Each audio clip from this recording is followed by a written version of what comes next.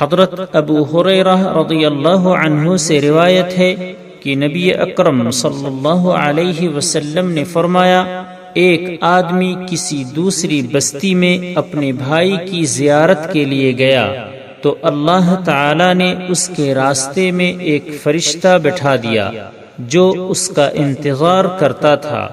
جب وہ شخص اس کے پاس سے گزرا تو فرشتے نے پوچھا، تم کہاں جا رہے ہو؟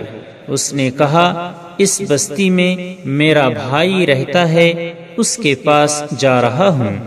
فرشتے نے پوچھا، کیا اس کا تم پر کوئی احسان ہے جس کی وجہ سے تم یہ تکلیف اٹھا رہے ہو اور اس کا بدلہ اتارنے جا رہے ہو؟ اس نے کہا، نہیں، صرف اس لیے جا رہا ہوں کہ میں اس سے اللہ کے لیے محبت کرتا ہوں۔ فرشتے نے کہا، میں تیری طرف اللہ کا فرستادہ ہوں اور یہ بتانے کے لیے آیا ہوں کہ اللہ تعالی بھی تجھ سے محبت کرتا ہے جیسے تو اس سے صرف اللہ کے لیے محبت کرتا ہے۔ مسلم۔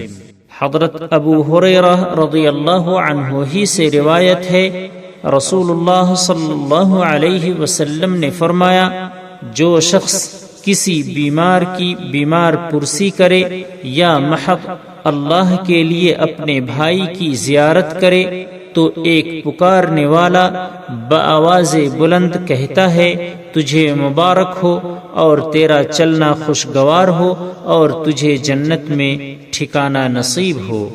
اسے ترمذی نے روایت کیا ہے اور کہا ہے یہ حدیث حسن ہے، اور بعض نسخوں کے مطابق کہا ہے یہ حدیث غریب ہے۔